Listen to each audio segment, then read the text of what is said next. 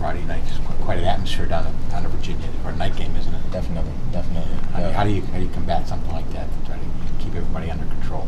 Combat. I'm sorry. To go against a team like that. Right. And it has all the emotion and all the passion. And all the night game, the lights and everything else. You just try to stay focused and do your job and rely on your teammates. You know what I mean? You know, it's one guy doing their job, one thing at a time, one step at a time. You try to keep your focus narrow, and everything should be okay. Yep. They're a team that you guys have had their number since Narduzzi got here. I mean, are you surprised at all that they're leading the Coastal? And I think they were picked last in the division by like the media and stuff going into the year. You know, the way I look at it, it's college football, so you know it doesn't really surprise me when a team that some people think wouldn't be good ends up being good, because you know you just never know. You know, they got transfer guys, they got really talented athletes, and then they're having a great season. You know what I mean? And that's the thing. You go out there, and the hardest thing to do is win a college football game. That's because you never know what's going to happen. Both teams, you know, give their best shot. Virginia's had a great streak, and they've proven to be a good team over the long haul. One of those transfer guys is the quarterback, of course. I mean, I know he's a dual threat, can beat you with his arm and his legs. Is there one area of the defense that he kind of tries to attack the most and exploit, so to speak? Well, he's dynamic, you know. So you know, he's one of those guys you can't really hem him up in a box. You can't. You just have to be really good. You know, he can attack you with his arm. He can attack you with his feet. So you know, we'll have to do a good job. You know, being solid all around, trying to keep him in the pocket and you know, doing our best against him. What are the challenges, Dennis, of being someone in the secondary when you play a mobile quarterback like that? Yeah, you have to bring your entire game. You know, you can't just rely on your pass skills. You got to really be ready to tackle the quarterback, you know, like he's a running back. You know, so a lot of times it's just, you know, as long as I shut down the quarterback, you know, I can go ahead and just do my coverage job. But you have to always be ready, because you could be perfect in coverage, and next thing you know, he could be running the complete opposite way. So, you know, you got to always be on your toes, and you got to have to give that extra effort, you know, because he has the extra capability. Does it help that in your time at Pitt, you've faced a lot of quarterbacks like him? Yeah. You can fall back on some of the things you learned in the past? Yeah. You know, every athlete is different. Every quarterback is different. So, you know, we're always working on scramble drills and things like that. But the guys, like I say, he's a great thrower, a great runner. So we just have to be on our A game in general.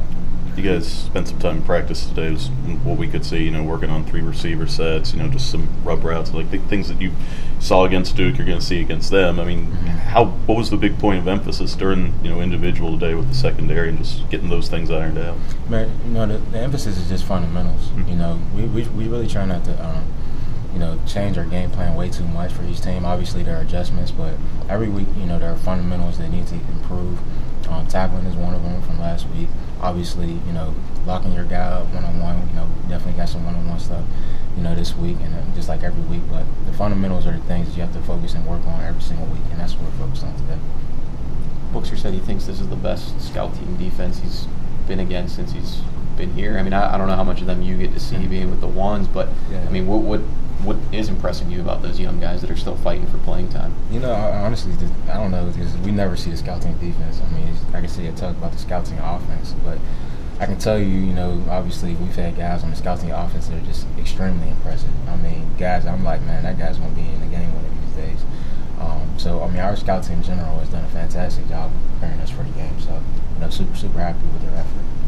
What did you think of Malik on Saturday? On Saturday, he was awesome. Saturday, he was awesome. He was fantastic. You know, definitely proud of him, and you know, he's been giving great effort, you know, since he stepped on campus. So it's been great. Good to see Avante today, and how closely have you guys been following what he's been doing? Man, you know, we watch every single rep. You know, he's out there. And it's great to see him. It's great to see that he's doing well. He's one of my best friends, so I'm just super happy for him. You know, not only his, you know, on the field stuff, but maturity off the field, the way he's carrying himself, the way he's maturing as a person. It's just awesome to see.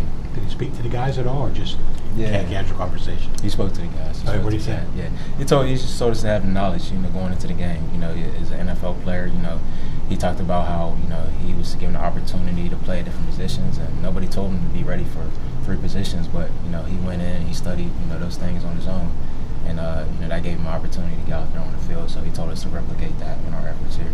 Being teammates with him, could you kind of always see that in him, where you thought that he could be somebody who could end up one day in the spot that he's in now? Oh my goodness. Yeah, his work ethic speaks for itself. You know, the way he carries himself, his talent. I mean, He's definitely one of the most talented football players I've been around, and then he's one of the hardest workers I've been around. I mean that. I don't mean that just because he's in the NFL doing great, but that guy is passionate about the sport and what he does and just who he is, and there was no doubt in my mind he was going to be successful in the NFL.